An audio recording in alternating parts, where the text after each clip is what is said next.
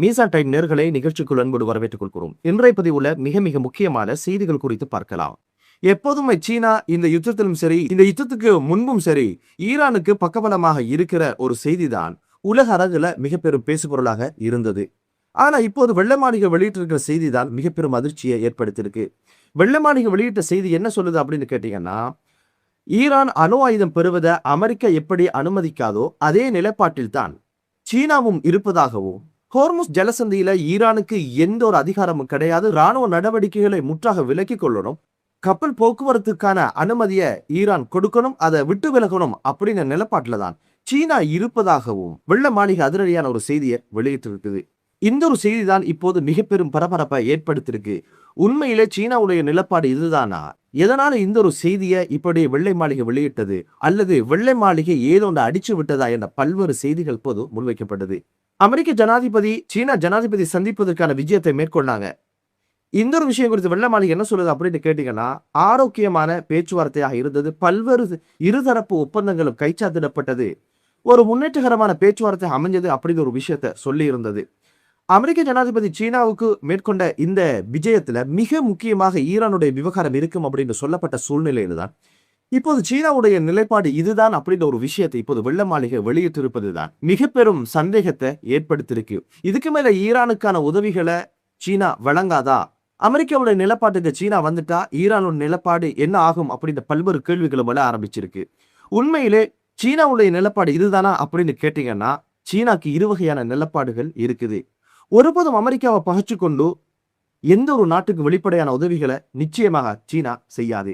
இத்தனை ஆண்டுகளாக ஈரானிடமிருந்து எண்ணெயை வாங்குகின்ற ஒரு பணியை செய்யறதோட இந்த குறித்த யுத்தத்துல ஈரானுக்கு தேவையான தொழில்நுட்ப ரீதியான செயற்கை கோள்களினூடாக உளவு பார்க்குகின்ற ஏஐ தொழில்நுட்பங்களை கொடுத்து பக்கபலமாக இருந்து வரலாறு காணாத தாக்குதலை நடத்துவதற்கும் அமெரிக்காவுக்கு பல்வேறு இழப்புகளை உண்டு பண்ற அளவுக்கு ஈரானுக்கு பல உதவிகளை செஞ்ச நாடு சீனா என்பது அமெரிக்காவுக்கு தெரியும். சீனாவில மட்டும்தான் ஈரான ஒரு வழி பண்ணி பேச்சுவார்த்தைக்கு கொண்டு வர முடியும் என்பதனால இப்போது போல சீனாட்ட ஒப்படைச்சிருக்கிறாரு. நீங்க பார்த்து இதுல ஏதாவது செஞ்சு தரணும் அப்படின்னு மாதிரி சீனாவில மட்டும்தான் ஈரான ஏதோ ஒரு வகையில பேச்சுவார்த்தைக்கு கொண்டு வர முடியும். காரணம் என்னன்னா, எண்ணெயை வாங்க மாட்டோம், இந்த யுத்தத்துல எந்த ஒரு உதவியும் பண்ண மாட்டோம் அப்படின்னு ஒரு மிரட்டல சீனா விட்டால் நிச்சயமாக ஈரான் அடிபணிவதற்கான வாய்ப்புகள் இருக்கு.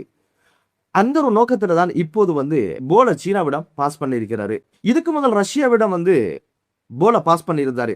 உக்ரைன் யுத்தத்தை நான் முடிச்சு தருவேன், ஈரானுடனான யுத்தத்தை நீங்க முடிச்சுட்டாங்க அப்படின்னு சொல்லி ரஷ்ய ஜனாதிபதி இதுவரைக்கும் எந்த பதிலையும் சொல்லல. இந்த யுத்தம் சார்ந்த எந்த ஒரு விஷயங்களையும் அவர் பேசல. அவர் பேச்சுவார்த்தைக்கு ஈரான கொண்டு போகணும் அப்படின்ற எந்த ஒரு அழுத்தங்களையும் கொடுக்கல. காரணம் என்னடா, உங்களுக்கு அடிக்க சொல்லி ஆயுதம் கொடுத்தது நாங்க, இப்ப வாங்கி கட்டிருக்கிறீங்க, கொஞ்ச நாளைக்கு வாங்குங்களே பார்க்கலாம் அப்படின்ற மாதிரி உக்ரைன் மீது அதிரடியாக தாக்குதலை ரஷ்யா நடத்த ஆரம்பிச்சது. அப்போது தெரிஞ்சு போச்சு இவனோட பேசி வேலைக்காகாது அப்படின்றதுனால இப்போது போல சீனாவிடம் பாஸ் பண்ணியிருக்கிறாங்க.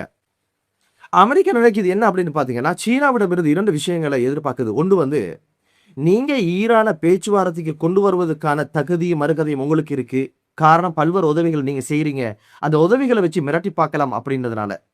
அப்படி இல்லைன்னா சென்ற யுத்தத்துல நீங்க தொழில்நுட்ப ரீதியா உதவி செய்யறது போல மீண்டும் ஒரு யுத்தம் மூண்டால் நீங்க உதவி செஞ்சுட்டா அந்த யுத்தம் பாரதூரமாக இருக்கும் என்பதனால நீங்க அந்த யுத்தத்துக்கு உதவி செய்யக்கூடாத ஒரு நிலைப்பாட்டுக்கு வரணும் அப்படின்னு ஒரு விஷயத்த அமெரிக்கா எதிர்பார்க்குது.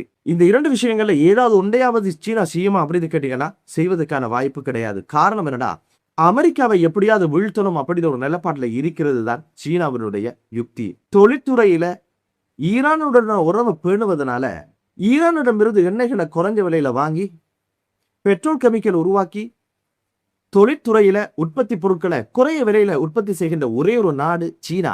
அந்த ஒரு வரப்பிரசாதம் இருக்கிறதுனால நிச்சயமாக அமெரிக்காவுக்கு தெரியாமலே தொடர்ந்தும் ஈரானுடனான உறவை பேணுவதற்கான வாய்ப்புகள் அதிகம். அதனால ஈரானை ஒருபோதும் சீனா கைவிடாது. அதே சமயத்துல வெளிப்படையாக அமெரிக்காவை பகைத்து கொண்டு சீனா ஒரு நாளும் ஈரானுக்கு உதவியும் செய்யாது, வம்ப விலக்கி வாங்காது. இப்படி சீனாவிடம் போல பாஸ் பண்ணின உடனே சீனா என்ன பண்ணிச்சு அப்படின்னு கேட்டீங்கன்னா, இந்த ஒரு விஷயம் குறித்து எந்த ஒரு விஷயத்தையும் பேசாம மறைமுகமாக அமெரிக்காவிடம் ஒரு போல பாஸ் பண்ணி விட்டாங்க. அதுதான் தாய்வானுக்கு நீங்க ஆயுதம் கொடுக்கறத உடனடியாக நிறுத்தணும், அதை மீறி நீங்க ஆயுதங்கள் கொடுத்தால் இரு நாடுகளுக்கும் இடையிலான ஆயுத யுத்தம் ஒன்று மூடுவதற்கான வாய்ப்பு இருக்கு அப்படின்னு சொல்லி டொனால்ட் ட்ரம்புடைய முகத்தை பார்த்து தெளிவாகவும் சுருக்கமாகவும் பலன்னு டொனால்ட் ட்ரம்ப் பேசுறது மாதிரி இல்லாம ஓரிரு வார்த்தைகளை எச்சரித்தாரு அப்படின்ற செய்திதான் இப்போது சர்வதேச ஊடகங்களுடைய கவனத்தை ஈர்த்திருக்கு. ஏன் இதை சொன்னார் அப்படின்னு கேட்டீங்கன்னா, தாய்வானை வளர்த்து சீனாக்கு எதிரான பல்வேறு நடவடிக்கைகளை எடுக்க வைக்கிறது, ஒரு தலையடியை கொடுக்கிறது தான், அந்த பிராந்தியத்துக்குள்ள ஒரு பிரச்சனை உண்டாக்குறது தான் இவங்களுடைய விடயமாக இருந்திருக்கு. அதனால இப்போது 14 பில்லியன் அமெரிக்க டாலர்ஸ் பொறுமதியான ஆயுதங்களை தாய்வானுக்கு கொடுக்கிறதான ஒப்பந்தமும் முடிஞ்சாச்சு. டொனால்ட் ட்ரம்ப் இறுதியாக கைச்சாத்திடணும் என்ற இடத்துல தான் அது இருக்குது. இந்த சூழ்நிலையில தான் இந்த ஒரு ஒப்பந்தத்தை ரத்து செய்யுங்க, இல்லைன்னா கொஞ்சம் தள்ளி வைங்க அப்படின்ற கோரிக்கையும் நேரடியாக சீனா விட்டு.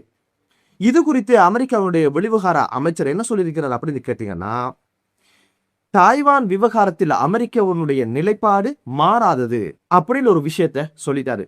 எனவே சீனாவை பொறுத்த வகையில வெளிப்படையாக அமெரிக்காவை பகைத்து கொண்டு ஈரானுடன் எந்த உறவையும் பேணாது. ஆனா மறைமுகமாக ஈரானுடைய உறவை பேணிக்கொண்டு இருக்கும். அதுல சீனாக்கு பொருளாதார ரீதியாக நன்மைகள் கிடைப்பது போல ஈரானை வச்சு அமெரிக்காவுக்கு ஒரு தலையடியை கொடுக்கலாம் அப்படின்ற ஒரு யதார்த்தம் இருக்கிறதுனால ரஷ்யாவும் சீனாவும் பின்புலமாக இருந்து நிச்சயமாக ஈரானுக்கான உதவிகளை செய்து கொண்டே இருக்கும் என்பதுதான் யதார்த்தமான ஒரு விஷயம். இது போக ஊடகவியலாளர்களிடம் பேசும்போது டொனால்ட் ட்ரம்ப் என்ன சொன்னார் அப்படின்னு கேட்டீங்கன்னா, 9 மாதங்களுக்கு முன்னால ஈரானின் அணு திட்டங்களை நான் தகர்க்காவிட்டால் நிச்சயமாக இன்று ஈரானிடம் அணு ஆயுதம் இருந்திருக்கும் அப்படின்னு ஒரு விஷயத்த சொல்லி இருந்தாரு. அணுசக்திகளுடைய கழிவுகளை அகற்றும் பணியை ஆரம்பிக்கணும். அதுக்கான காலம் கணியும் பொழுது அமெரிக்கா அதனுடைய தொழில்நுட்பங்களை பயன்படுத்தி ஈரானுக்குள்ள போய்த்து அணுசக்தி கழிவுகளை துப்புரவு செய்யும் பணியை ஆரம்பிக்கும். அதுக்கான தொழில்நுட்பம் எங்களிடம் மட்டும்தான் இருக்குது, சீனாவிடம் இருக்குது, கூப்பிட்டு அவங்களும் வருவாங்க அப்படின்ற ஒரு கதையையும் சொல்லி இருந்தாரு. அத்தோட இறுதியில் ஒரு விஷயத்த சொல்லியிருந்தார். இதெல்லாம் பேசிட்டு போற நேரத்துல அதிரடியாக ஏதோ ஒரு பிரச்சனையாகி என்ன சொன்னாதான், ஈரான் ரொம்ப என்ன சோதிக்குது அப்படின்னு ஒரு விஷயத்த சொல்லி இருந்தாரு.